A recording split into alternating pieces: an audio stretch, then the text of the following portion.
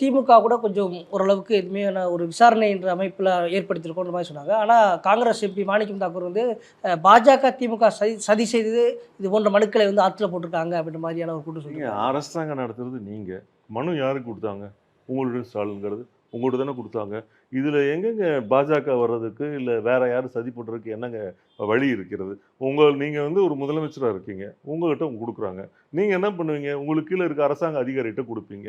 அந்த அரசாங்க அதிகாரி அதை செயல்படுத்தி அதற்குண்டான ஆவணங்களை உங்கள்கிட்ட கொடுப்பாங்க. அது மக்களுக்கு நன்மையாக போய் செய்யும். இங்கே எங்கே வந்து பாஜக வந்தாங்க இல்லை மித்து கட்சி யாரும் வந்தாங்க? எப்படி? அப்போ உங்களுக்கு நான் என்ன கேட்குறேன், அரசு அலுவலகங்கள் திறந்து போடப்பட்டு உள்ளதா? பூட்டுவதே இல்லையா? அப்போ அந்த பொறுப்பான அதிகாரிகள் பொறுப்பற்றவர்களாக செயல்படுகிறார்களா? அப்போ நீங்க பொறுப்பான ஆட்சி செய்ய வேண்டிய நீங்க பொறுப்பில்லாமல் நடந்துக்கிறீங்களா?